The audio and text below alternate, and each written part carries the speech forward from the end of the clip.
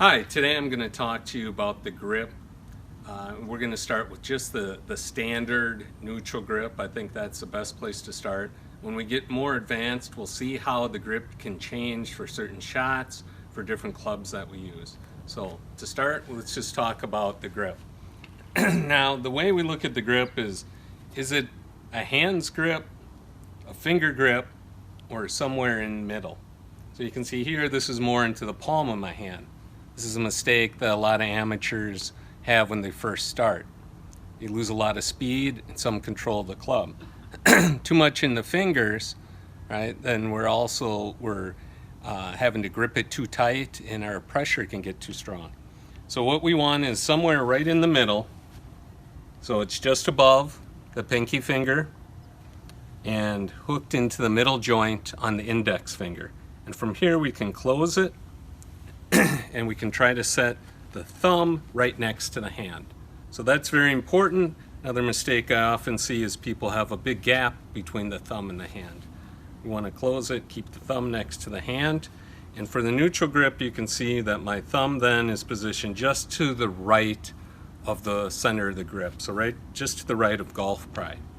Again, another mistake I see a lot of people make is they try to get the thumb a little bit to the right, but then they have a gap here in the hand. So we're going to make sure that we close it in this position.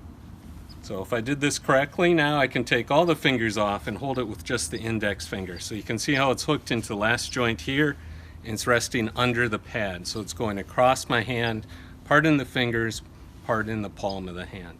Close it again. Okay, so we can look from this view. Now when we put the right hand on, what we want to make sure we do is we want to try to fit the thumb into this pocket on the right hand. So the right hand will completely cover up the thumb. So what I'm going to do is I'm going to bring the right hand in a little bit from the top and fit it right into that joint and then close. So you can see the right thumb is to the left side of the grip and actually it's touching to the right index finger. So one more time so you can see how that fits together. So a little bit from the top, fit right into the pocket of the right hand, or wrap my fingers around, thumb and index finger just lightly touching on the right side of the club. Now the final thing we have to look at is how our hands are going to be joined together. So I prefer the interlock grip. A lot of great players use this, but if your hands are a little bit bigger, you might find that the overlap is better, which is the pinky going over the top, sitting between the index finger and the middle finger joint to the right hand. Okay, it doesn't affect how I put the hands on, it's just how my hands are connected together.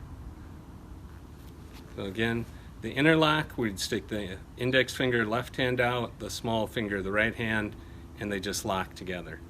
So for smaller hands, I'd recommend this. If you have a large hand, you're wearing a large or extra large golf glove, you may want to try just to overlap. Set the small finger between the joints and index finger and middle finger and left hand. So this is a neutral grip position. You can see from this point of view that you do not see my left thumb.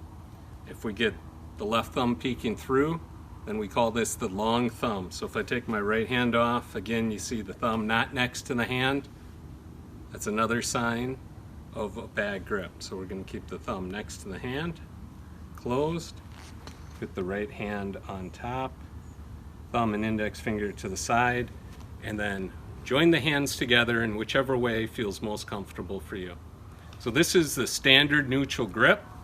And like I said, we'll talk in the future more about how we make adjustments to the grip depending on shot we want to hit and the club that we're using. Try this out. If you have any questions, post below and I'll get right back. Thanks.